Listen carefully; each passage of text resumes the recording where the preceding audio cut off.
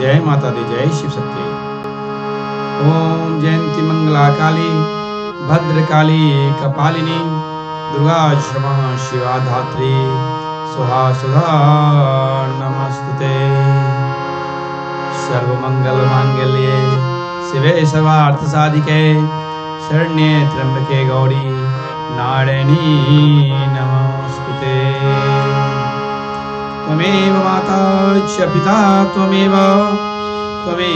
बन्धुश्च सखा त्वमेव विद्या द्रविणं त्वमेव शरणं मम देव।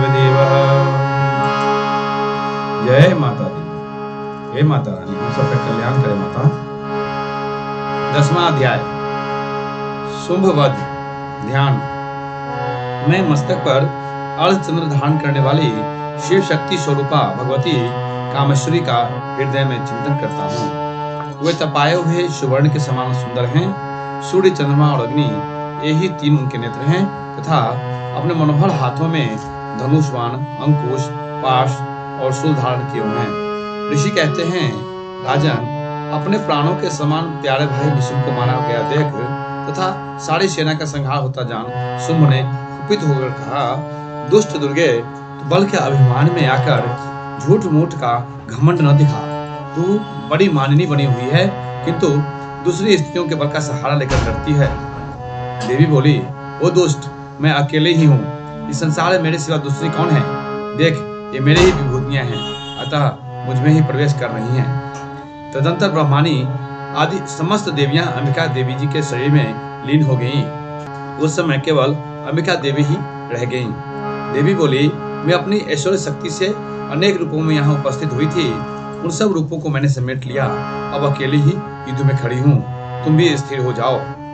ऋषि कहते हैं, तदंतर देवी और शुंभ दोनों में सब देवताओं तथा दानवों के देखते देखे भयंकर युद्ध छिड़ गया। वाणों की वर्षा तथा तीखे शस्त्रों एवं दारुण अस्त्रों के प्रहार के कारण उन दोनों का युद्ध सब लोगों के लिए बड़ी भयानक प्रतीत हुआ। उस समय अंबिका देवी जी ने जो सैकड़ों दिव्य अस्त्र छोड़े, उन्हें दैत्यराज शुंभ ने उनके निवारक अस्त्रों द्वारा काट डाला।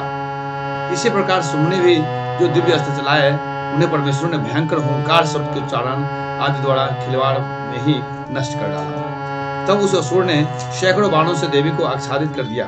यह देख क्रोध में भरी हुई उन देवी ने भी बाण मारकर उसका धनुष काट डाला।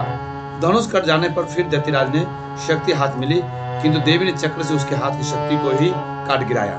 तत्पश्चात दैत्यों के स्वामी शुंभ ने 100 चांद वाली चमकती हुई ढाल और तलवार हाथ में ले उस समय देवी पर धावा किया। उसके आते ही चंडिका ने अपने धनुष से छोड़े हुए तीखे बाणों द्वारा उसके सूर्य किरणों के समान उज्जवल ढाल और तलवार को तुरंत काट दिया। फिर उस दैत्य के घोड़े और सारथी मारे गए। धनुष तो पहले ही कट चुका था।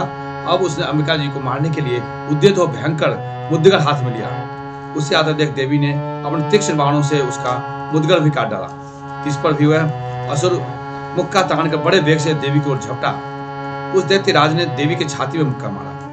तब उन देवी ने भी उसकी छाती में एक चांटा जड़ दिया। देवी का थप्पड़ खाकर दैत्यराज शुंभ पृथ्वी पर गिर पड़ा, किंतु पुनः सहसा पूर्वत उठकर खड़ा हो गया। फिर वो उछला और देवी को ऊपर ले जाकर आकाश में खड़ा हो गया। तब चंडिका आकाश में भी बिना किसी आधार के ही शुंभ के साथ युद्ध करने लगी। उस समय दैत्य और चंडिका आकाश में एक दूसरे से लड़ने लगे। उनका वह युद्ध पहले सिद्ध और मुनियों को विस्मय में डालने वाला हुआ। फिर अंबिका ने शुंभ के साथ बहुत देर तक युद्ध करने के पश्चात उसे उठाकर घुमाया और पृथ्वी पर पटक दिया। पटके जाने पर पृथ्वी पर आने के बाद वह दुष्टात्मा दैत्य पुनः चंडिका का वध करने के लिए उनकी ओर बड़े वेग से दौड़ा। तब समस्त दैत्यों के राजा शुंभ को अपनी ओर आते देख देवी ने त्रिशूल से उसकी छाती छेद कर उसे पृथ्वी पर गिरा दिया।